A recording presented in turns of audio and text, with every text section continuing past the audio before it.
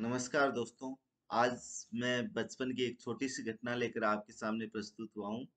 मुझे याद आ रहा है कि जब मैं छोटा था तो मेरी माँ एक बुढ़ी अम्मा से, सब्जी बेचने वाली जो होती है उनको मालन बोलते हैं, हमेशा घर के लिए सब्जियां लिया करती थी, जो लगभग रोज ही हमारे घर एक बड़े टोकरे में ढेर सारी सब्जियां लेकर आया करती थी। इस रविवार को वह पालक के बंडल भी लेकर आई और दरवाजे पर बैठ गई।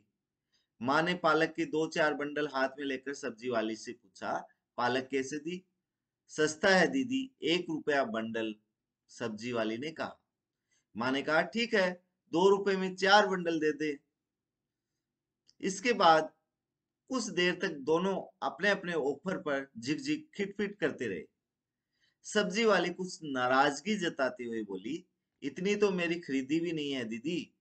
फिर उसने एक झटके के साथ अपना टोकरा उठाया और उठकर जाने लगी, लेकिन 4 कदम आगे बढ़ने के साथ ही पीछे मुड़ी और चिल्लाई, चलो 4 बंडल के 3 रुपए दे देना दीदी, आपसे ज्यादा क्या कमाऊंगी। मेरी माँ ने अपना सिर नहीं में हिलाया। 2 रुपए में 4 बंडल, मैं बिल्कुल ठीक बोल रही हूँ, क्योंकि तू हमेशा की पुरानी सब्जी वाली है। चल अब दे दे। परंतु सब्जी वाली रुकी नहीं, आगे बढ़ गई।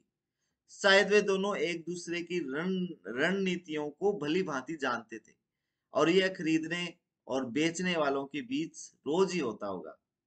8-10 कदम जाकर सब्जी वाली मुड़ी और हमारे दरवाजे पर वापस आ गई। माँ दरवाजे पर ही इंतजार कर रही थी। सब्जी वाली अपना टोकरा सामने रखकर कुछ ऐसे बैठ गई जैसे कि वह किसी सम्मोहन की समाधि में हो। मेरी माँ ने अपने दाहिने हाथ से प्रत्येक बंडल को टोकरे से निकालकर दूसरे हाथ की खुली हथेली पर हल्के से मारा, और इस तरह पीढ़ी दर पीढ़ी के सीखे हुए मात्रात्मक, गुणात्मक, आलोचनात्मक मानदंडों से प्रत्येक बंडल की जांच करके अपनी संतुष्टि से 4 बंडलों का चयन किया। सब्जी वाले ने पालक के बाकी बंडलों को फिर से अपने टोकरे में सजाया और भुगतान लेकर अपने बटुए में डाल लिए। सब्जी वाले ने बैठे बैठे ही टोकरा अपने सिर पर रखा और उठने लगी, लेकिन टोकरा सिर पर रखकर जैसे ही वह उठने लगी, वह उठ न सकी और धम से नीचे गिर गई। मेरी माँ ने उसका हाथ थाम लिया और पूछा, क्या हुआ, चक्कर आ गए क्या? क्या सुबह से कुछ नहीं खाया था?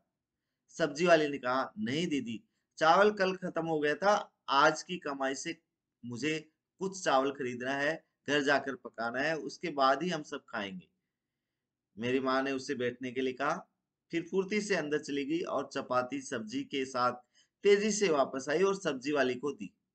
एक गिलास में पानी उसके सामने रखा और सब्जी वाली से कहा, धीरे धीरे खाना, मैं तेरे लिए चाय बना रही हूँ। सब्जी वाली भूखी थी, उसने कृतज्ञता पूर्वक रोटी खाई, पानी पिया और चाय समाप्त की। मेरी माँ को बार बार दुआएं देने लगी। माँ ने टोकरा उनके सिर पर रखने में उसकी सहायता की। फिर वह सब्जी वाली चली गई। मैं हैरान था।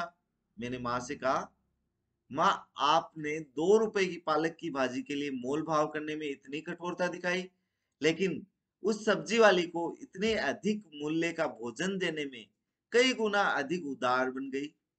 यह मेरे समझ में नहीं आया। मेरी माँ मुस्कुराई और बोली, बेटा ध्यान रखना, व्यापार में कोई दया नहीं होती और दया में कोई व्यापार नहीं होता। तो इस प्रकार से कहानी थी। तो धन्यवाद दोस्तों।